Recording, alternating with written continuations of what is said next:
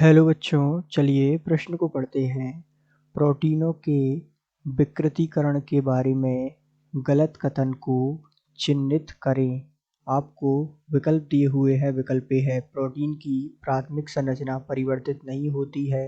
विकल्प बी है globular protein को फाइबरस रेशेदार प्रोटीन में परिवर्तित किया जाता है।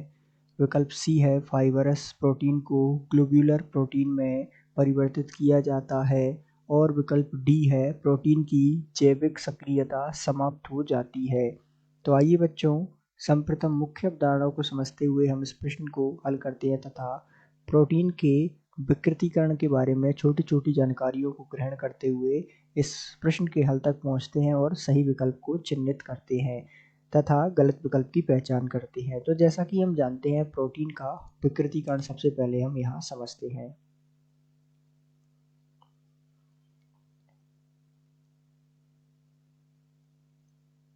तो सामान्य रूप से बाहरी कारकों के वजह से या बाहरी कारकों के कारण प्रोटीन की संरचना विकृत हो जाती है। इसका मतलब है कि इसकी जो है मूल या जो प्राकृतिक संरचना है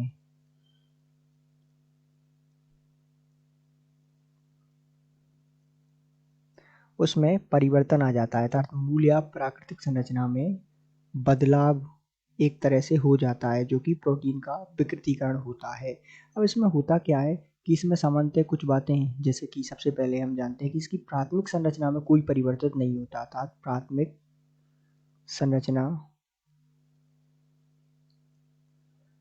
में कोई परिवर्तन नहीं होता, वो जैसी है वैसी बनी रहती है।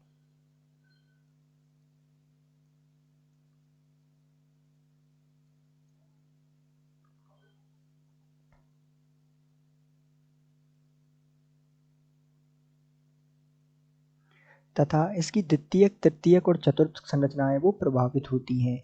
और सामान्य रूप से जैसा कि हम देख पा रहे हैं कि इसका मतलब इसकी जो विकल्प डी में दिया हुआ है, अर्थात विकल्प ए का बात तो सही हो गया, अर्थात इसकी प्राथमिक संरचना में परिवर्तित नहीं होता। हमें पहचानना है गलत कथन, तो ये तो बिल्कुल सत्य कथन है, तो ये हमारा उत्तर नहीं होगा।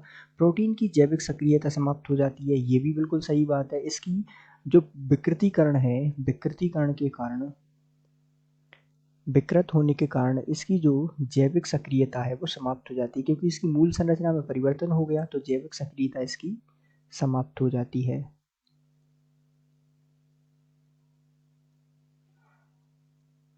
तथा होता क्या है इसमें कि जो ग्लोब्यूलर प्रोटीन है वो फाइबरस या रेशेदार प्रोटीन में परिवर्तित की जाती है, जो परिवर्तित होती है। जो ग्लोब्यूलर प्रोटीन है, ग्लोब्यूलर प्रोटीनों को किस में परिवर्तित करते हैं, तो इसको जो है फाइबरस या रेशेदार प्रोटीन में हम